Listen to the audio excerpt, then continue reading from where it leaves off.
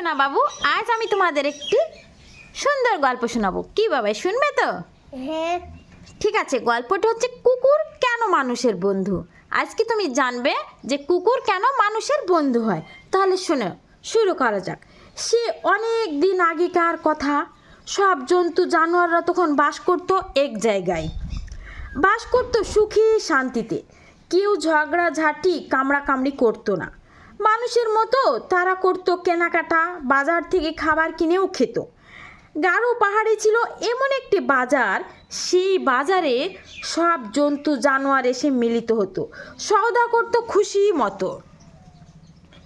একদিন হয়েছে কি, বাজারে এক কুকুর এসেছে এক ধামা ফল নিয়ে বেচতে। ফলগুলি বেশিরভাগ পচে উঠেছিল। কুকুর তবুও তার ফল বিক্রি করার জন্য দাম হাঁকতে শুরু করলো। কে হে পাকা ফল খাবে, সস্তা দামে পেয়ে যাবে।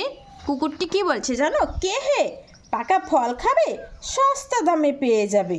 কিন্তু কুকুরের পাকা ফলগুলি এমনই পচে উঠেছিল যে তার পাশ ঘেঁষে কারো সাধ্যি নেই।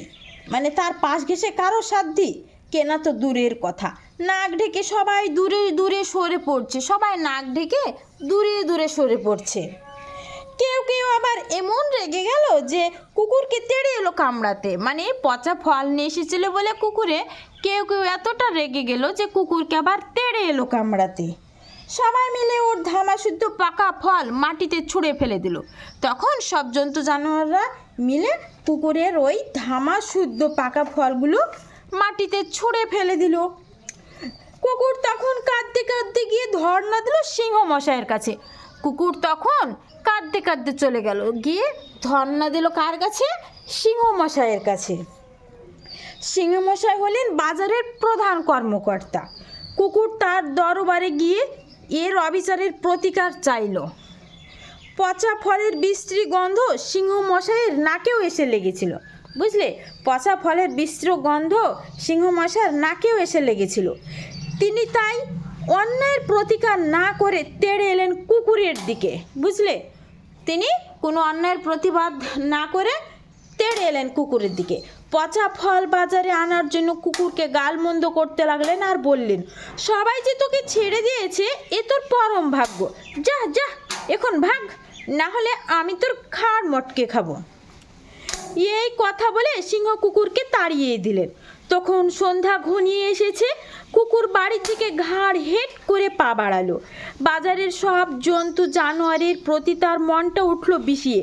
ফলগুলি পেকে গিয়ে না হয় খারাপ হয়েছে, তাই বলে তার প্রতি একটু সহানুভূতি দেখালো না।